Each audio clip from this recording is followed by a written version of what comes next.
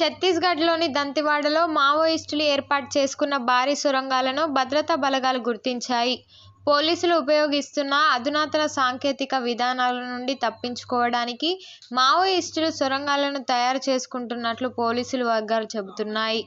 మావోయిస్టులు అడవులను నివాసంగా చేసుకుని పోరాడే విషయం అందరికీ తెలిసిందే.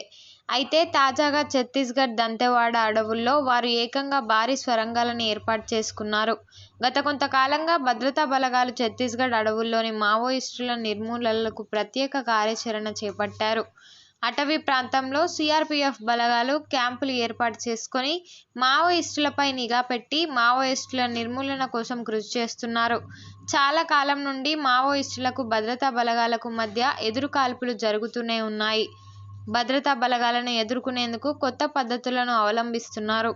అందులో భాగంగానే మావోయిస్టులు ఏర్పాటు చేసుకున్న సొరంగాలను భద్రతా బలగాలు గుర్తించాయి. ఒక మనిషి నడిచి వెళ్లేంత వెడల్పుతో సొరంగాలు ఏర్పాటు చేసుకుని అక్కడక్కడ గాలి వెలుతురుల కోసం ఏర్పాటు చేసిన సొరంగాల వీడియోలను విడుదల చేశాయి. ఈ సొరంగాల నుండి భద్రతా బలగాలపై మావోయిస్టులు కాల్పులు జరిపి ఉంటారని భద్రతా బలగాలు భావిస్తున్నాయి.